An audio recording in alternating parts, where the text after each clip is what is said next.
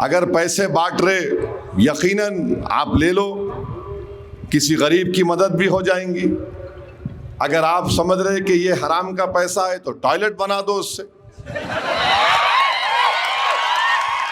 बैतुल खला बना लो।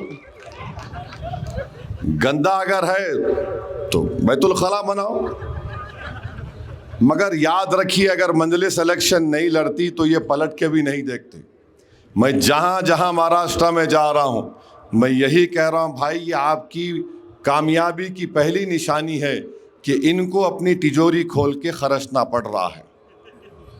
आप बताइए, पिछले बार जब बल्दिया के इलेक्शन हुए थे 2017 में, 36 कॉरपोरेटर बीजेपी के जीते और 33 कांग्रेस के जीते। ये सही है नहीं मालूम, जो मुझे याद है। मेयर बीजेपी का बना, फिर कांग्रेस वाले बना लिए। क्या किया तुमने लातूर के लिए? किस मुंह से जाकर आप वोट का मुतालबा करते हैं? किस मुंह से आप? अगर मैं भी एक बहुत बड़े बाप का बेटा हूं। मेरे वालिद 1960 में रुकने बल्दिया बने थे, फिर उसके 2 साल के बाद एमएलए बने। 62 से 22 साल तक मेरे वालिद एमएलए थे मुख्तलिफ असेंबली कॉन्स्टिट्यूंसी में। फिर 6 मरतबा के मेंबर ऑफ पार्लियामेंट थे। अल्हम्दुलिल्लाह हैदराबाद की आवाम को सलाम कि उन्होंने अपने इत्तेहाद और ताकत की बुनियाद पर मरूम कायद सालार को कामयाब किया। मैं हर बार इलेक्शन लड़ने जाता हूं तो बोलता हूं, मैं ये काम किया, ये काम किया, ये काम किया। लोग ये नहीं बोलते, हाँ तुम्हारे बाप बहुत बड़े थे इसलिए तुमको वोट दे देंगे। अगर सब लोग ये बोलेंगे नहीं मेरा बाप बड़ा था, अरे भाई तुम्हारे बाप बड़े थे, तुम बड़े हैं या छोटे, बताओ आवाम को। मेरे अजीज दोस्तों और बुजुर्गों, ये चीज हमारी राजनीति में बहुत चल रही है। मैं फुला खानदान का हूं, मैं फुला बाप का हूं, मैं फुला। अरे क्या खानदान, क्या पानदान, बादशाहों के महलात वीरान पड़ गए। महाराष्ट्र के किले जाकर देखो, वीरान पड़े हुए हैं। आपको अवाम ने मौका दिया, आप अपने आप को बादशाह समझ रहे। क्या किया आपने? कुछ नहीं किया। लातूर में पीने का पानी का वही मसला, ड्रेनेज का वही मसला, वेस्ट मैनेजमेंट का वही मसला, कुछ नहीं है।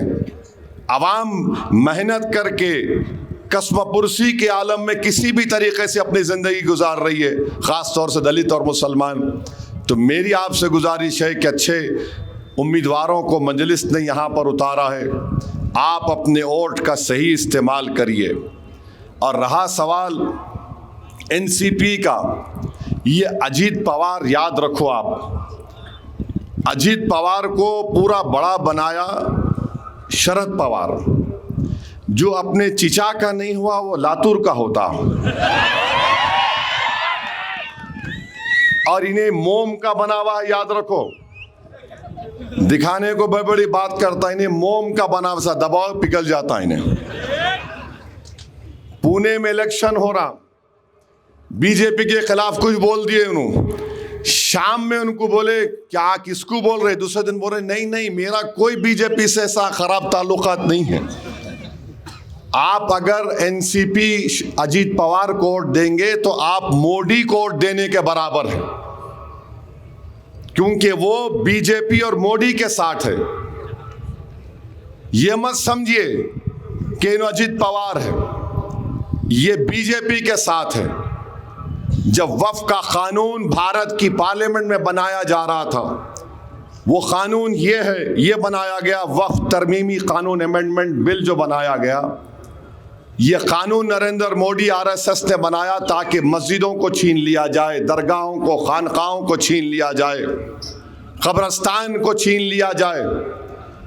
महाराष्ट्र में जितने 100 साल पुरानी मसाजिद और दरगाह है जो एएसआई में प्रोटेक्टेड मॉन्यूमेंट है, उसका मालिक अब वक्फ बोर्ड नहीं है, उसका मालिक नरेंद्र मोदी के मातहत एएसआई बन चुका है। इस कानून के तहत ये किसी भी वक्त पे उस दरगाह को ताला लगा सकते हैं।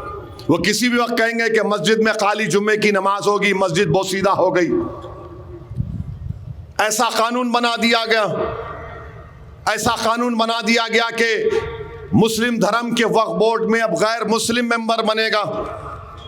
महाराष्ट्र में हमारे हिंदू भाइयों के धर्म के कई बोर्ड है, एक बोर्ड बताओ जहां पर एक गैर हिंदू उसका मेंबर बन सकता है? नहीं बन सकता। सही बात है, क्योंकि उनके धर्म का मामला है, मुझे क्या मालूम। मगर जब मुस्लिम धर्म की बात आई तो बोले सब बन सकते। सोचो आप किसको वोट देने जा रहे हैं आप लोग।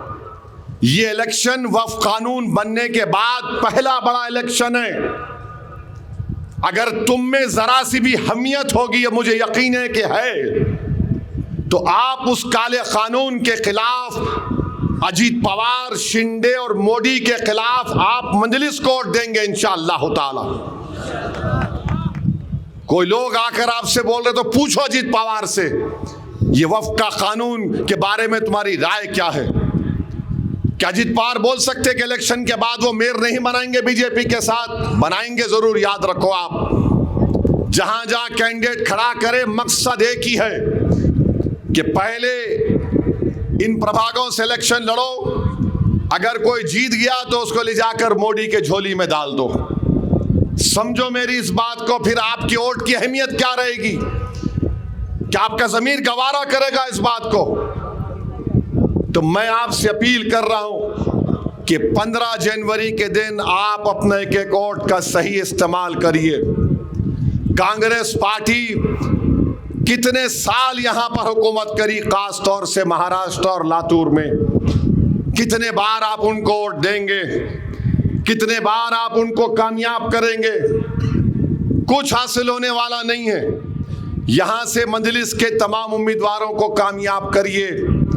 इंशाअल्लाह ताला उम्मीदवार दौड़ेंगे, भागेंगे। अगर मजलिस के उम्मीदवार जीतेंगे तो सब भागेंगे, याद रखो। आपके साथ आपकी वोट की अहमियत बढ़ेगी। वोटर मत बनो, शहरी बनो जिसके पास हुकूक होंगे। और फिर ये विधानसभा के चुनाव के वक्त लाड़की बहना योजना बड़ी बात हुई थी, पूरा कम कर दिए, उसको कम कर दिए, नंबर कम कर दिए। 1500 से 2000 बोले, वो टाइम फीस हो गया। क्या हाल है बजट का? महाराष्ट्र का जो खर्चा है वो 9.3 लाख करोड़ हो चुका है। ये कौन कर्जा अदा करेंगे? अजीत पवार के बच्चे अदा करेंगे, गरीब बच्चों की औलादें अदा करेंगी। 9,30,000 करोड़ का कर्जा हो चुका है। रेवेन्यू डेफिसिट जो है, जो पहले 20,000 था, माने रेवेन्यू डेफिसिट माने आमदनी इतनी और खर्चा इतना, 45,000 करोड़। आप समझ रहे इस बात को? और बीजेपी बोलती देश से मोहब्बत, नेशनलिज्म। ये तुम्हारा नेशनलिज्म है, ये तुम्हारी देशभक्ति है कि तुम गरीबों को एक आस दिलाकर, उनको एक ख्वाब दिखाकर तुम उसको चुकनाचूर करते हो। किसान महाराष्ट्र में मर रहा है, सैलाब आ गया, फसल बर्बाद हो गई, सब भूल गए। आपको याद रखने की जरूरत है, इन लोगों की गलतियों को, इन लोगों के जुल्म को याद रखने की जरूरत है। तो मेरी आपसे अपील है कि आप इतनी बड़ी तादाद में आज यहां पर आए। मेरी आपसे गुजारिश है कि ऐसा ना हो कि शाम तक मेरी बात आपके दिलो दिमाग से खुदा ना खास्ता निकल जाए। 15 तारीख तक आपको मजलिस के उम्मीदवार बनकर, सिर्फ मजलिस के उम्मीदवार नहीं, आप सब मजलिस के उम्मीदवार हैं। मजलिस के आप जिम्मेदार हैं। इसको कामयाबी दिलाना हम तमाम की कोशिश है। और मैं आपको एक और बात कहना चाहता हूं कि हमारी लड़ाई इनफरादियत की नहीं है, इज्तिमाइयत की है। अगर हम इज्तिमाई तौर पर मुत्तहिद होंगे तो इज्तिमाई फायदा होगा। अगर इनफरादियत की बात, तो ये सब दूसरे पार्टी कॉर्पोरेटर कर रहे, मेरे को वोट दे दो, मेरे को वोट दे दो, फिर फायदा क्या होगा?